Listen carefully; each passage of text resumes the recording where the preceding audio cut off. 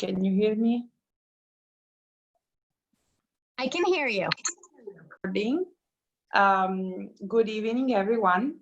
Welcome and thank you for connecting to another appointment of the series Conversation and Cocktail with the board member of the Washington Furlough Society. I'm Juliana Canet, the president of the Washington Furlough Society. It was founded in 1952 to promote the knowledge and understanding of international legal matter, comparative issues, and foreign law. And we invite you as well to check the recording of previous events, because during this time of pandemic, it's unfortunate we cannot meet in person, but the advantage is that you can always play back the wonderful program that thanks to our members and other guests we have been offering since the winter and so on.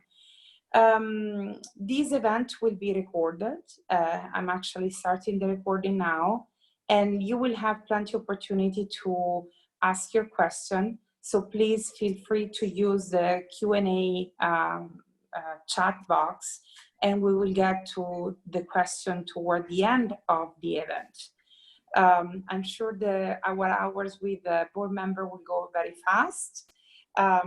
So let me introduce you our guest panelists for today. First, so we have Dean Rosa Celorio, Associate Dean for International and Comparative Legal Study, and Burnett Family Professorial Lecturer, International and Comparative Law and Policy at the George Washington University in Washington Law School. She will be interviewing Mark. So this evening is a different new format. She will be interviewing Mark for this evening. And on September 1st, they will reverse their role, and Mark will interview Dean Rosa. So she has to be very nice and behave, otherwise the question would be very tough on her. Let me tell you a few words on Mark. Of course, you saw his bio on the invitation. He's the Executive Director and Executive Vice President of the American Society of International Law. Before joining the Society, he served as a Deputy Assistant Attorney General at the U.S. Department of Justice during the Obama administration. He has been a leader in many nonprofits and many organizations, among those in the American Bar Association and in the ABA Board of Governors and Executive Committee. We will learn more about Mark, so I don't dwell in his bio. Enjoy the evening, ask questions, and welcome to everybody. Rosa, the floor is yours. Thank you, Juliana. It's absolutely fantastic and wonderful to be connected to all of you today. I want to start by thanking Juliana Canet and Aisha Maria Gringel for organizing these web events. And I think it's a wonderful opportunity to get to know not only the board members, but experts in the area of international law and the way that they got there, and why they're doing the work that they're doing. It is my honor today to be able to interview Mark Agrast, who is the Executive Director of the American Society of International Law. And I actually want to say two things about Mark before I pose a few questions to you, Mark. One of the things is that I've always been a big admirer of Mark Agrast. And one of the reasons is because he has this very extensive and very diverse and very rich career in the area of international law. And he's been able to combine in a very interesting way a domestic career and an international law career. I also admire a great deal his grace, his dedication, his intelligence, his wisdom, his creativity, and his hard work. And I also thank you, Mark, for everything that you have done for the study of international law and the practice of international law in the United States and everything that you're doing. I mean, I think your leadership and all of your contributions are very important, especially in a moment like this. So with that, I want to start with the first question of today. And the first question I wanted to ask you was about when did you really know that you wanted to have a career in international law? Was this in law school? Was this later? What was your first international law opportunity? How did this all came about for you? Great. I'm happy to answer that. And first, let me also thank Juliana and Aisha and the Board of Governors of the Washington Foreign Law Society for organizing this event. And just to say what a pleasure it is to share the stage with you, Rosa. I admire all that you do for international law day in and day out. And I do look forward to the opportunity next week to turn the tables and be your interviewer when you're the subject. Let me also, before I turn to the question, get the ritual disclaimer on the record. As most of you probably know, the Society is a nonpartisan organization, and it rarely takes positions on public policy questions. So to the extent I am venturing into areas of policy and expressing opinions about international legal matters, I just want to make clear that those opinions are my own and not necessarily those of the Society.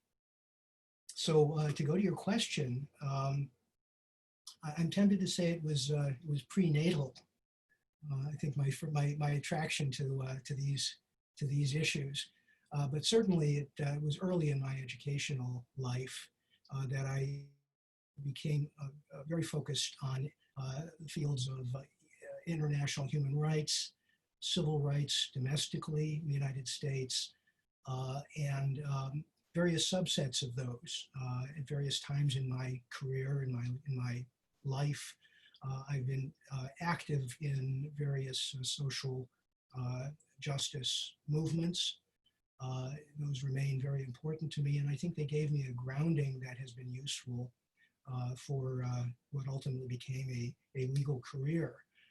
So really, I got to law school with the intention of pursuing international law. I wasn't entirely sure where I wanted to focus. I knew that human rights was an important aspect of that, but I really wanted to learn broadly how international legal institutions work, how international governance works, how, I was a devotee as I was growing up of people like Eleanor Roosevelt and Dag Hammarskjöld. These were the people I looked up to as a young, kind of emerging international lawyer. What fascinated me was their ability to work within the system to bring about fundamental social change. So that was sort of my ambition in getting into the law. Wasn't sure how I was going to do it, but during my undergraduate years, over the course of my graduate studies abroad, I think I developed just a very strong sense that I did want to make a contribution to the advancement of human rights and more generally of the rule of law, that the rule of law, a kind of constitutional basis for human rights was fundamental. It was badly needed and somewhat frayed by that time. And so I was eager to see whether there was a role for someone in an early career in playing a part in that. And in law school, I found some wonderful mentors who reinforced those interests and those desires. People like Michael Reisman, who was my mentor in law school, Michael Posner, who I think taught the very first international human rights law course in an American law school, and came down to Yale on the train once a week to teach our class, and also was a kind of formative influence for me in figuring out what space there is to play a role in this emerging field. And many others, of course, who have been role models for me over these years. So even though my goal was to play a role in public policy, my first international law position was actually as an associate at a major international law firm in Washington. And that was not my initial intention. I came out of law school determined to go out there and do good.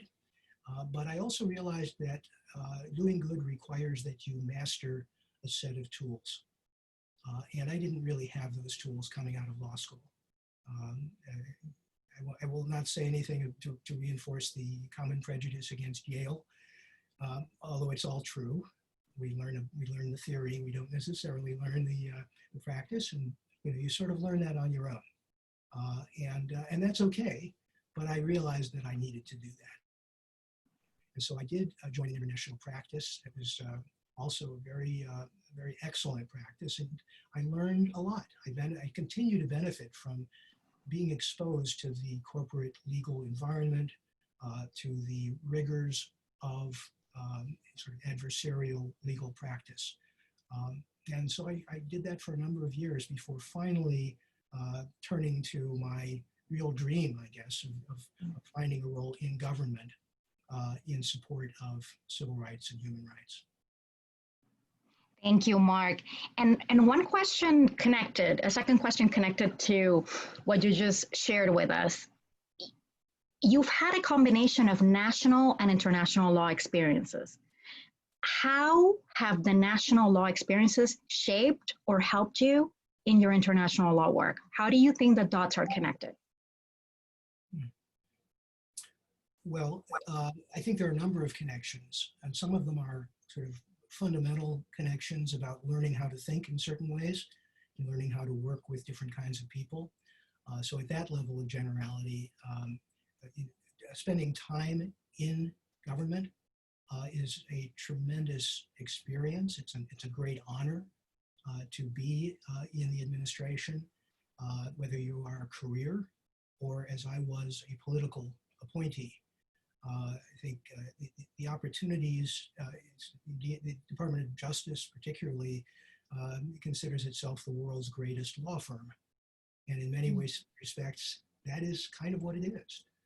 Just as L at State plays that fundamental role within the foreign policy establishment, so too the Office of Legal Policy, the Office of Legal Counsel, and the other offices and divisions of the Justice Department play that role. So it teaches you a lot. And I should also say, for those who may have an interest in going into government, that while the State Department is a wonderful place to go to do international law, there are other places.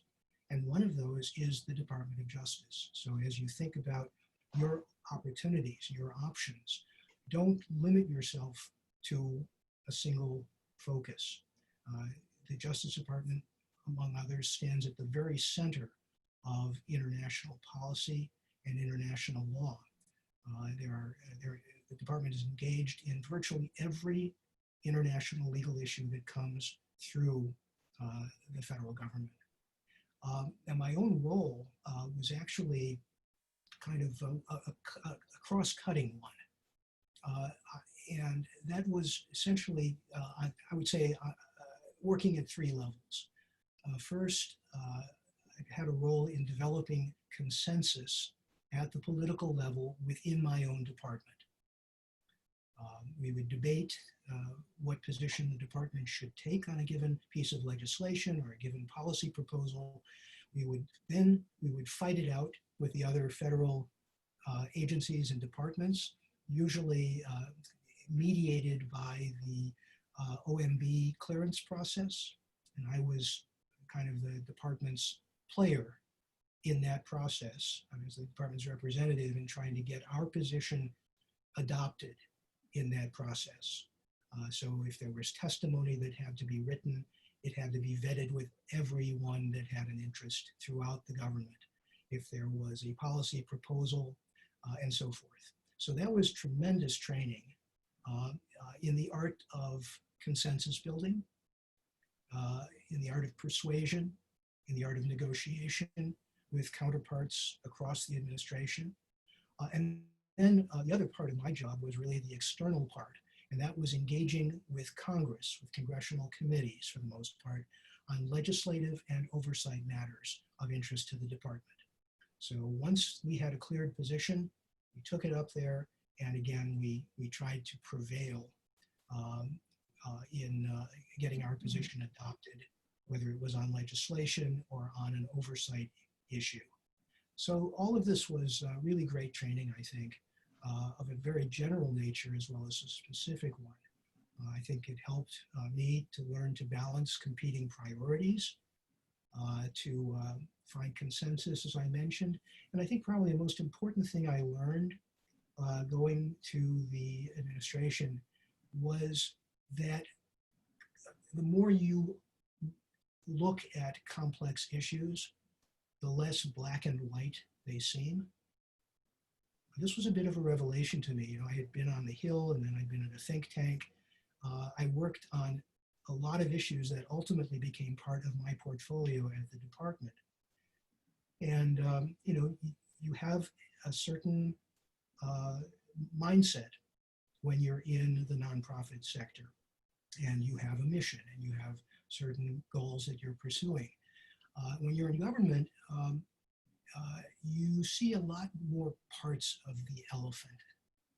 Among other things, since I did a lot of national security work, a lot of my work involved classified material. And when you have access to that material, it, I think, has to change your perception of the underlying questions that may have seemed much clearer when you didn't have that access. And then you have to figure out, you know, does that change the way you look at life? Does it change the way you look at these fundamental questions? Or does it reinforce your pre-existing views and attitudes? But I found that a wonderfully challenging and surprising aspect of going into federal service. Thank you for that, Mark. And I actually want to go a little bit deeper in a question that I'm going to ask you right now. I wanted to ask you about challenges. Any challenges that you have had during your career, because you've had a very intricate career from what you're describing, and also how you have faced these challenges.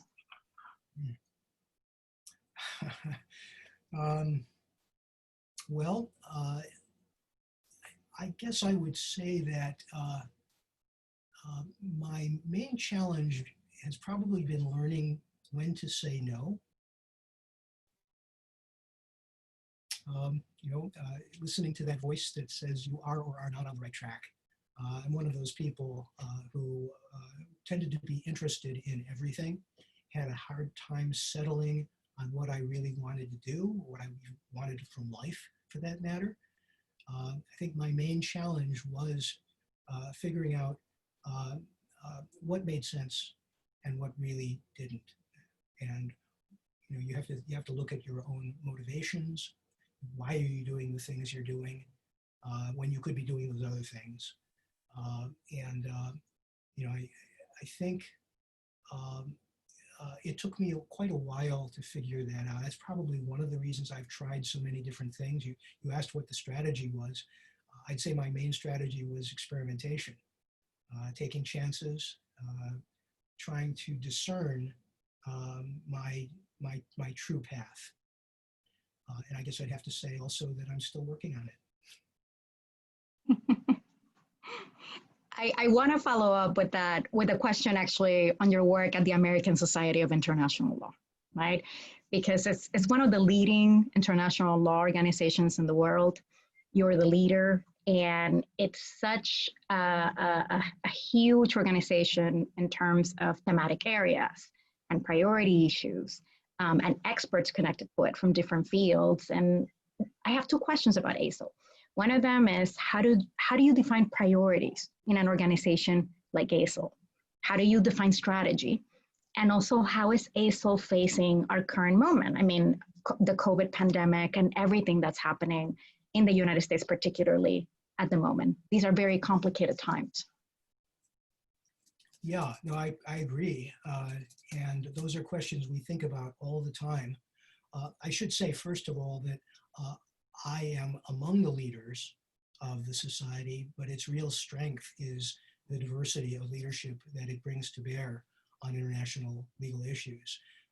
We operate to some extent top down. You know, we have an elected leadership to which I answer, to which I report. We also have a kind of bottom up approach to setting priorities, because we want to listen to our members. We want to make sure that we are building on their interests and their strengths. So we try to do both of those things. So we have an elected council, executive council. It's headed by a president who serves a 2-year term. The council, a number of years ago, adopted a strategic plan, which really is an excellent plan. I have to say, it continues 3-4 years later now to guide our work. So we're all very proud of the effort to focus on what is it the society does best. What is our comparative advantage, to use the current terminology? Where do we have the chance to make the greatest difference? Because the American Society of International Law is many things. It's obviously a very prestigious organization. It's a great honor to be a part of it. It has an illustrious history, but it's constantly reinventing itself. I think part of that is our rotation of leadership that helps make that happen. But also, as the field evolves, our members are best positioned to determine which of those issues we should be making an intellectual investment in. So to give you an example, our last president, Sean Murphy, who, of course, Rosa, you know well. He's your colleague at George Washington. A wonderful president, and one of his presidential initiatives was to create something called the Signature Topic Initiative. And the idea there was to focus all of our strength from all of the different committees and interest groups. You have 34 interest groups.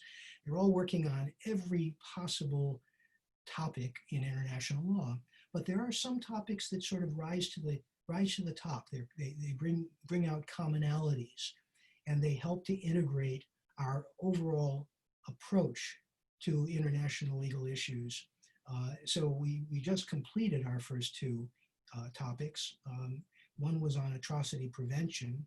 It also happens to be Sean's subject because, as a member of the ILC, he has been the special rapporteur for those issues, crimes against humanity. We had a topic on, we called it Beyond National Jurisdiction, and it dealt with all of those areas of the planet that aren't actually within anyone's functional or efficient control.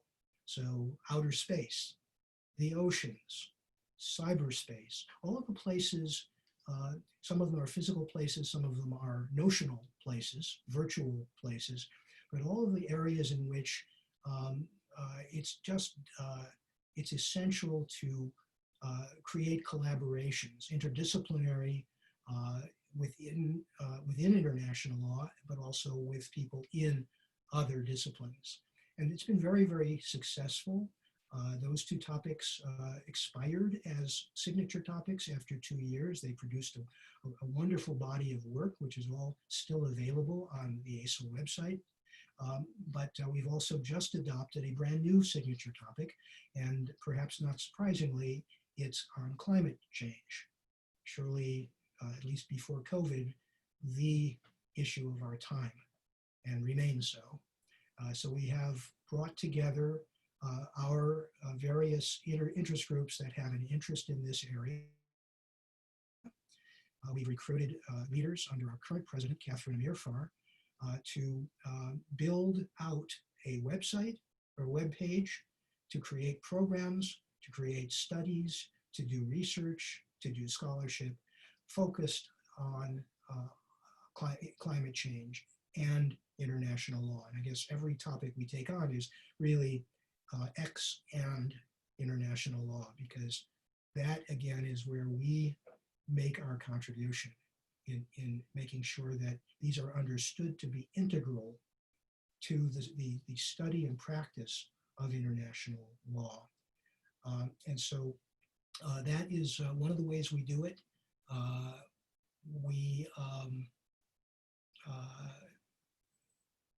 We encourage all of our interest groups to develop programs with other organizations, with other interest groups. It's a very, almost like a loose confederation of interest groups. We try to minimize the bureaucratic control that we exert over those interest groups. We really want them to be our engines of innovation. And that's what they do. They produce an amazing number of wonderful programs year in and year out. And you know, you asked about the virtual environment now. Now that we're in this, in the midst of this pandemic, you know, one can't say that it's a good thing, given all of the suffering that the pandemic has caused, but there are silver linings. And I think many organizations have discovered that by really embracing the virtual environment, you can greatly enhance your activities. You can increase your reach, often at a fraction of the cost. You can do much more in the realm of having free events and so on.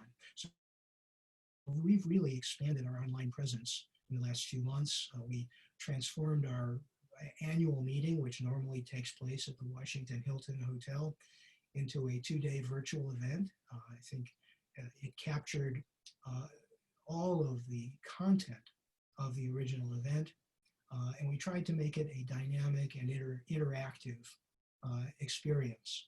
It actually got the highest attendance we've ever had from around the world for any annual meeting, which, if you think about it, is not entirely surprising. People who could never have attended an ASIL meeting might have wanted to, but between the expense, travel, the difficulties of getting there, have never had that opportunity. And so now they do have that opportunity, at least for this year, and who knows, possibly for next year as well. I think we will be building in a virtual component now into everything we do.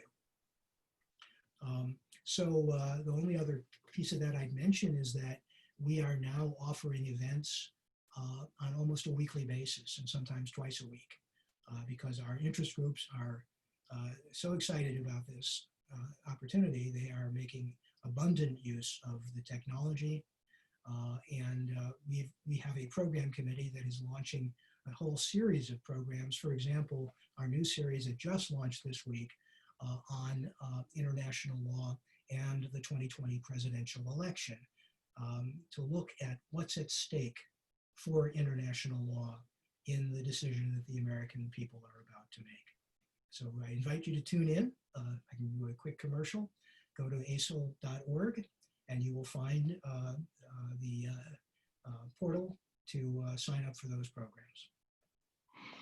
Before we actually go into my last question, I wanted to say, and I wanted to share my congratulations, Mark, because I did watch the ASIL annual meeting. I participated in a lot of the panels, and I have to say it was so impressive.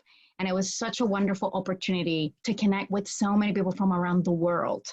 It was impressive to see not only the panels, but also the use of the chat function, things that you would never think about previously. And now suddenly we're all connecting, just commenting and sharing ideas. And in a way that's very new. And I just want to commend ASIL because I'm sure it must have been a very challenging and daunting task to put on an annual meeting of that scope in a moment like this. And I also wanted to say that I'm very happy you mentioned Professor Sean Murphy, because not only was he a fantastic former president of ASIL, but he's a wonderful professor of GW, and I consider him also one of my mentors. So I'm glad that you mentioned him, and it also shows how we're all connected in some way in international law.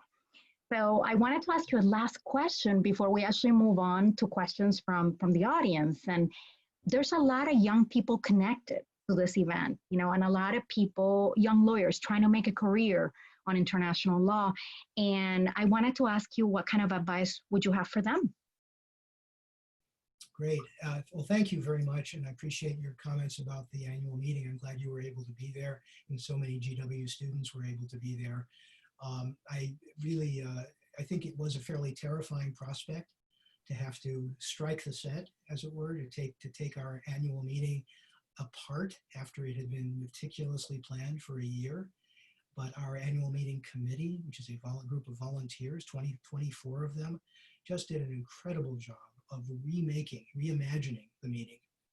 And our staff, led by my Deputy Executive Director, Wes Rist, who some of you may know, they just did everything that could be done to not only to replicate the original experience, but to improve on it and to create social experiences. And as you said, the use of the chat function, we got a lot of ideas for next year that we weren't able to implement in the time we had. So you'll all want to be at next year's annual meeting, whether it's actual, virtual, or some combination thereof. Now, if I haven't forgotten your question, is what is advice for law students who want to have careers? And this is a preoccupation at the American Society. We think it is the premier place for law students and new professionals to get their sea legs in the field. And so the first thing I would recommend is, not surprisingly, get involved in the American Society of International Law. Become a member. Anyone who's anybody in the field is involved in the society. And the annual meeting in particular, whenever we get back to the point where people are able to do real networking, it's just an incredible experience for a young professional to see and have a chance to talk with the people whom you have been reading, people you look up to, as I did. The opportunity to come to the society and become a part of that community instantly. Now, it does sometimes take a while to break in, as with any new experience. So it's important for people to have all kinds of support. One of the things we do at the in-person meeting is we have a little tag that says new member. And we tell all of our leadership that the one thing they are responsible for doing at the annual meeting is if they see someone who's got the new member tag, to go up and say hello. And we hope that that's the sort of thing that makes the society a friendly, welcoming place. But we also have a lot of institutional ways that we do that.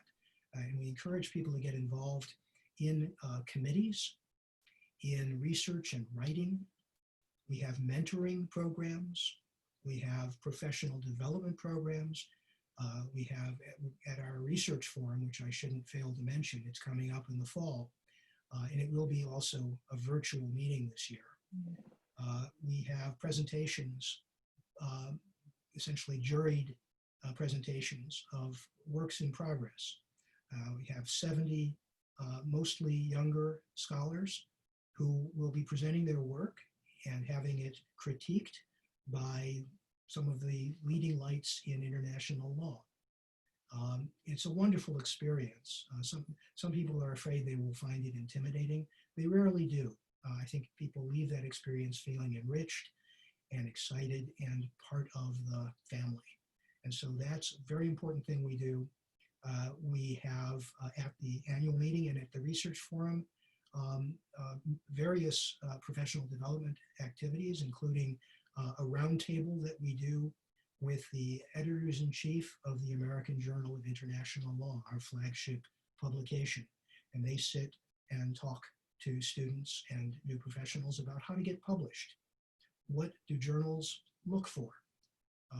How can you connect with scholars? How can you settle on a topic for an article? Lots of valuable advice of that nature. And we give that year-round, and particularly at those major programs. Our interest groups, we have 34 of them. They cover the waterfront.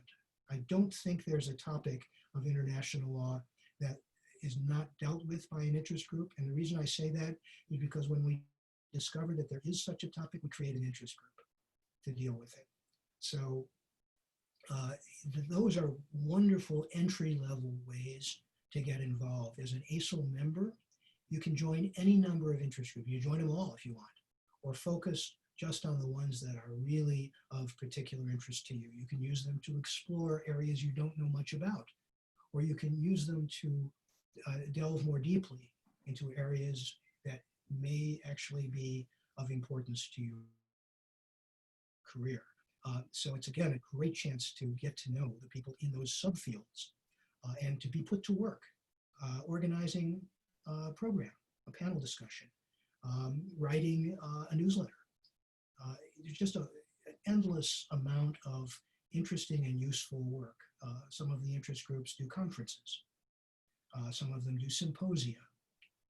Again, they write their own ticket, but as a member of the group, and as you rise within it, you can run for an officer position. It's not at all difficult to do that.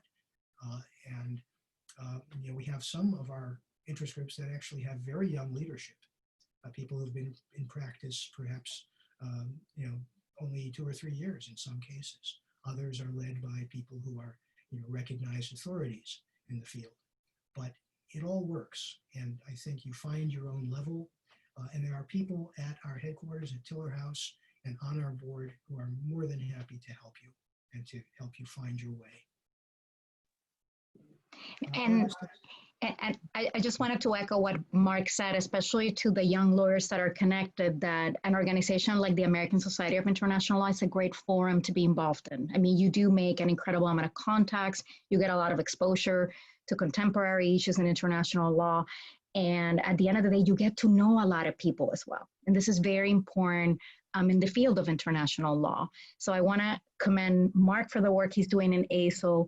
And I also want to thank you, Mark, for giving us today an insight on a wonderful career in international law, but also on a wonderful person, a person that's committed to really the advancement of international law in the United States. And I want to take the opportunity to take some questions from the audience. And I have 2 of them already. So I want to start actually with a question that was sent by Luis Mendoza, who's actually one of our new students at GW Law School. And Luis asks, these are times of polarization, health crisis, and lack of leadership in the United States.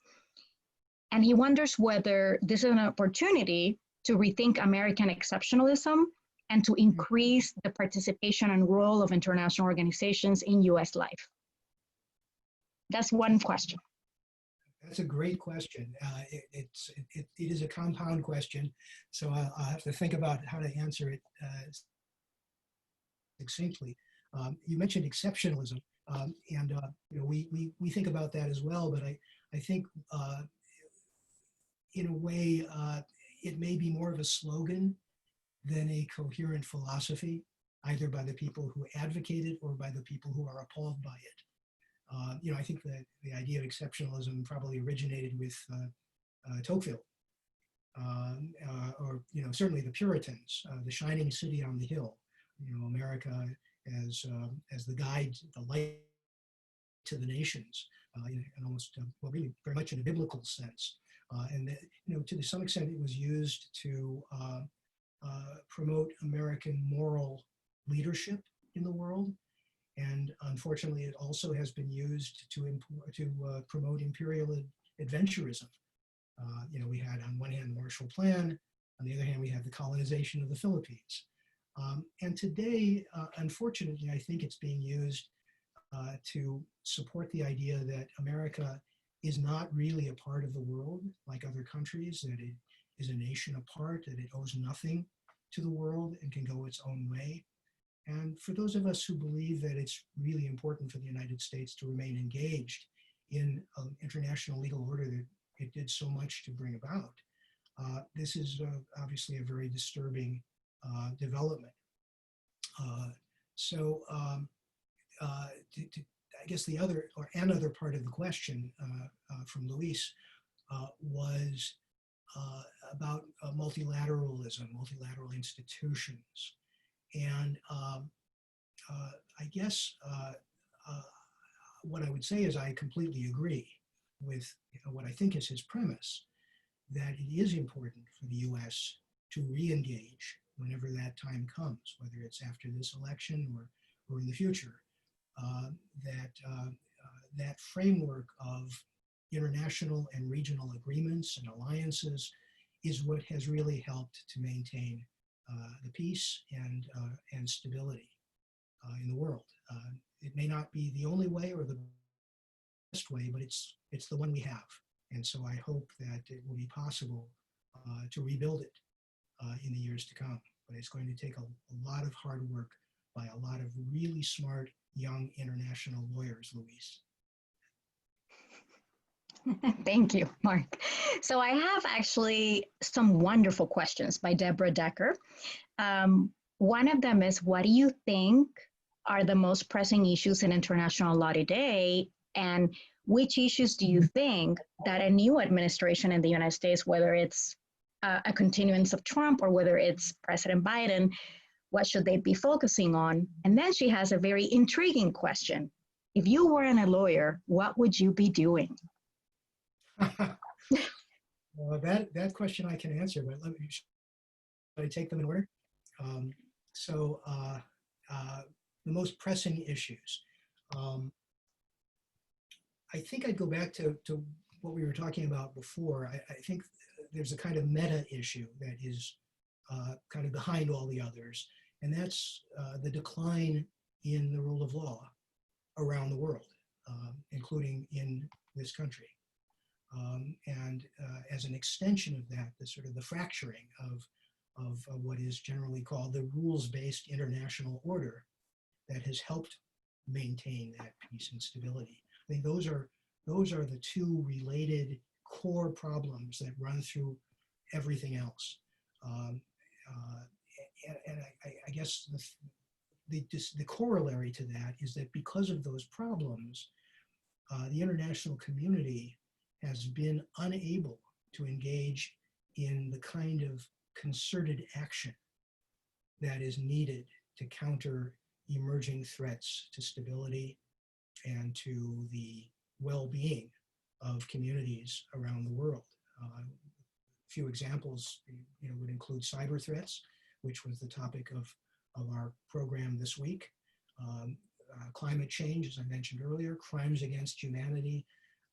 All of these are areas where progress has been made despite everything that's going on, but also where, unfortunately, progress has been arrested and even reversed due to the policies of certain government actors. If I can leave it at that. You had one question. What would you do if you weren't an international lawyer? Well, it's actually a kind of an easy question for me because my other great love is music and the arts.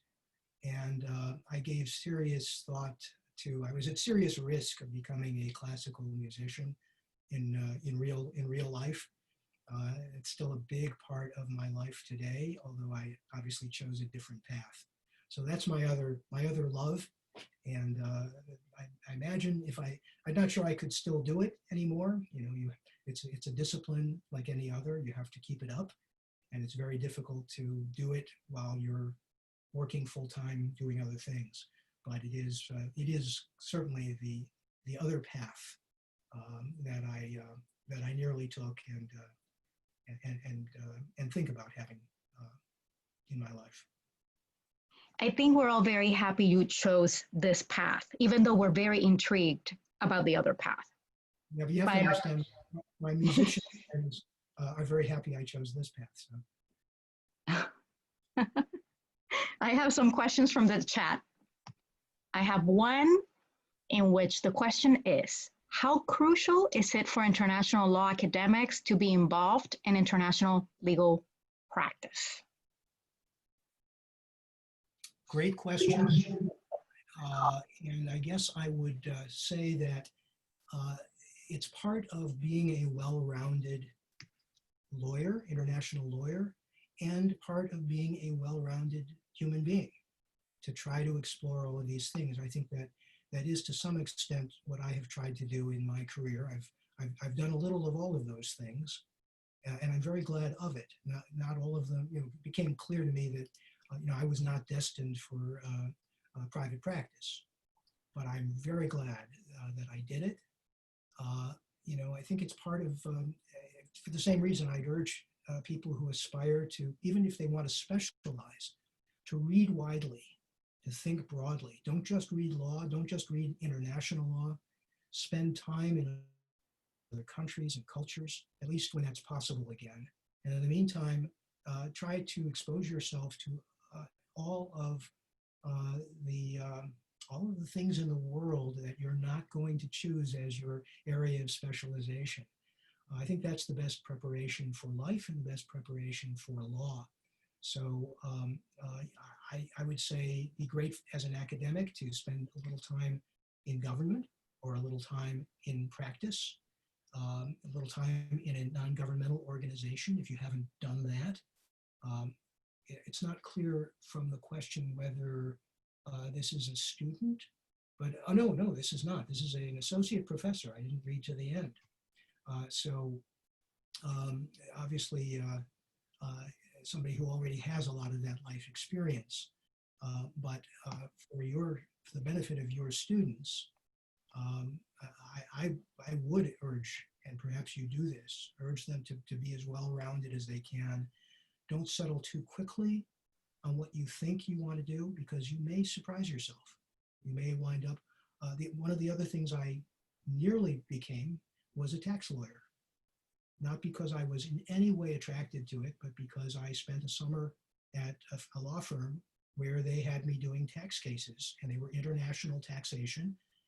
And despite myself, I found it fascinating. So I was saved from the brink in the end, but it was a close call. I was almost a tax lawyer too, because my parents are accountants. It almost happened. It happens. I have another question for you. Okay. What should students do during law school to create a path in the international law field? During law school, good question. Part of it, again, is the answer I gave earlier. Get involved in an international law organization.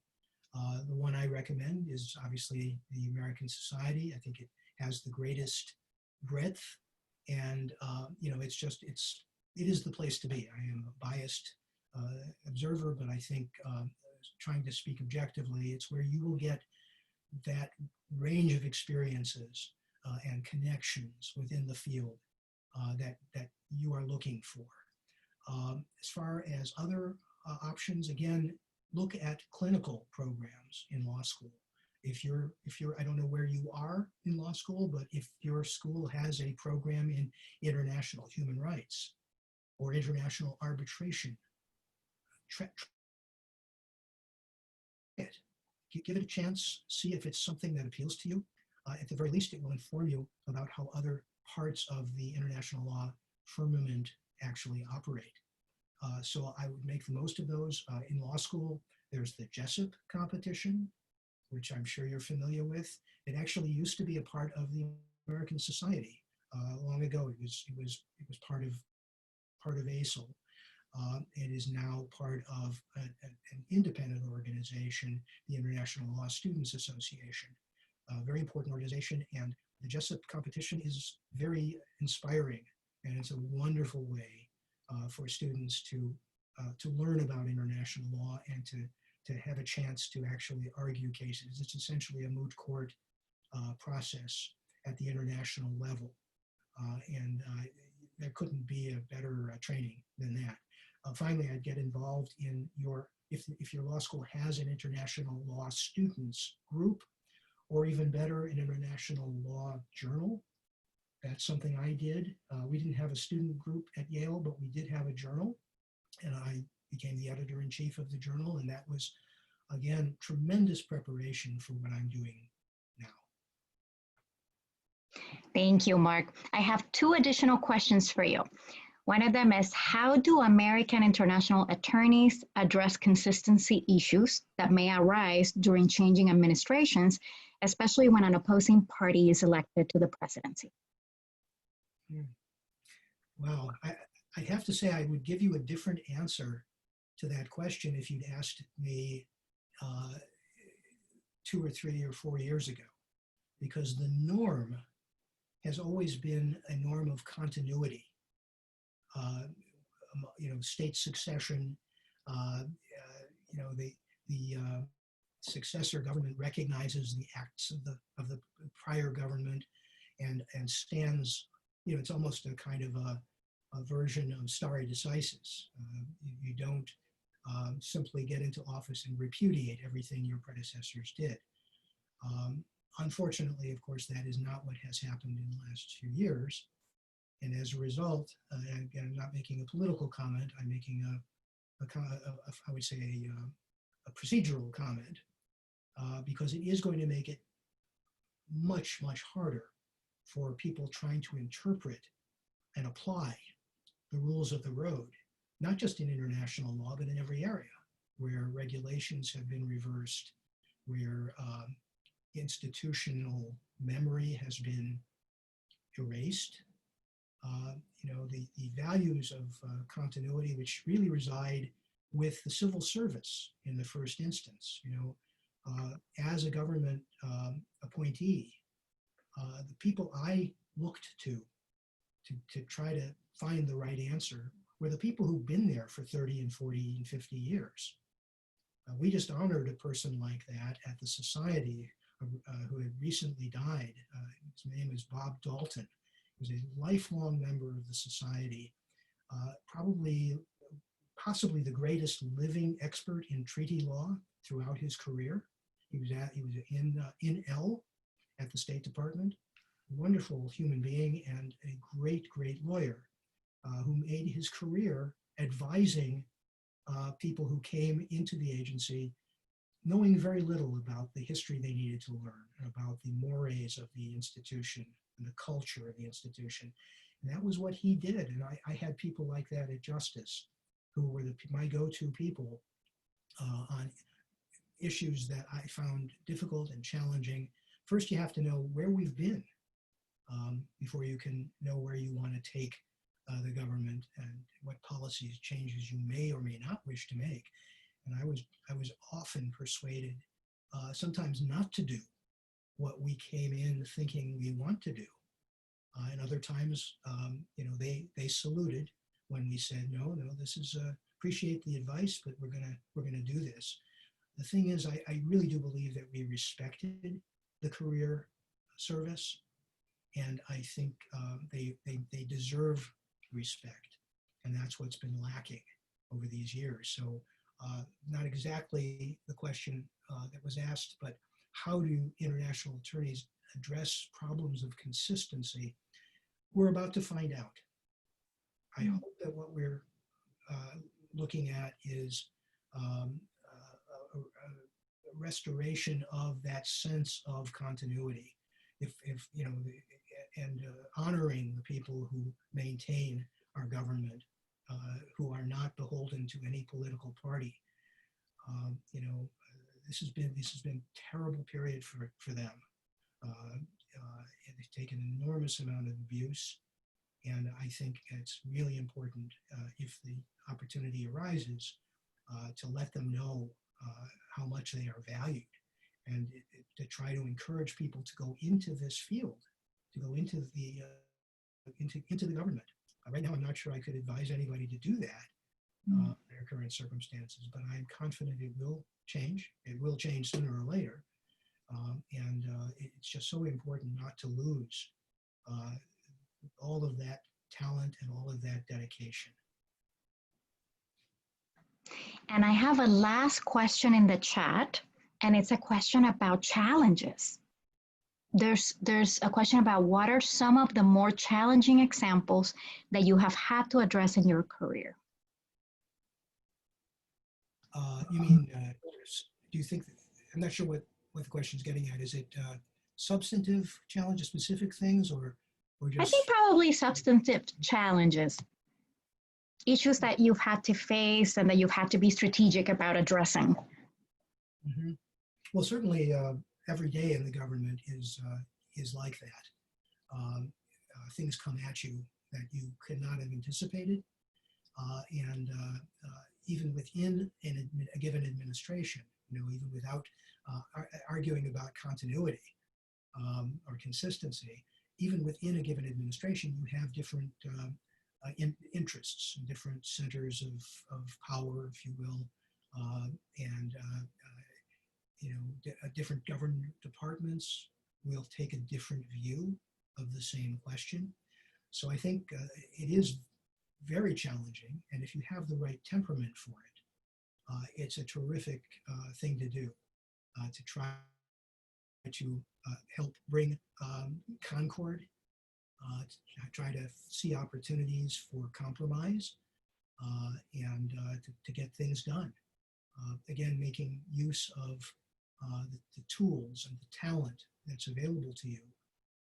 And that's true wherever you'll go as an international lawyer. If you go to a firm, if you go to a law school, Rosa, I may ask you this question next week, because I'd love to hear how you resolve these kinds of conflicts.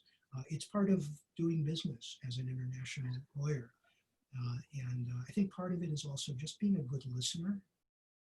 It's hard, the cacophony is so great, and especially when you're in government, things come at you so quickly and so constantly that you can't plan your day. You can't even think about it. You just have to deal with what comes and kind of build your support and try to do the right thing.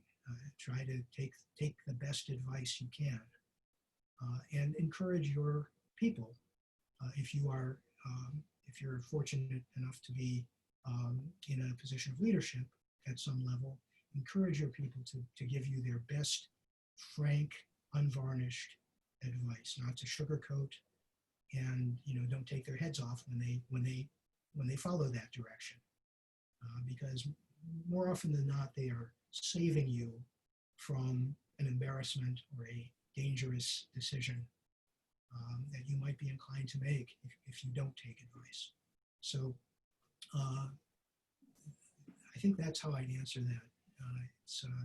You never solve it, but every time you learn from the last experience, and ideally you don't repeat the same errors.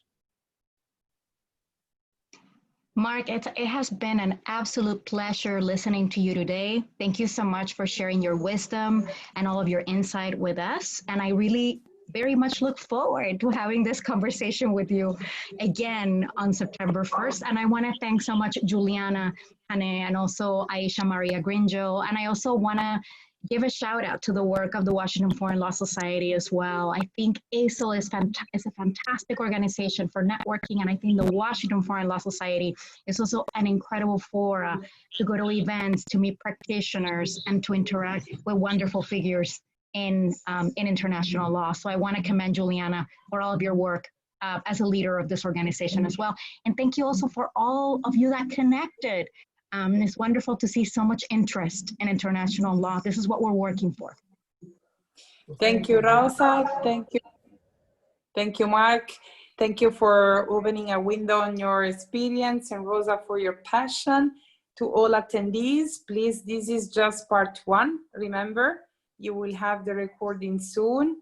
Prepare your question for part 2 for Rosa on September 1st. And for many other events we are already planning and they are in pipeline from the Washington Foreign Law Society. To all, have a good evening. Bye-bye. Thank you. Good night.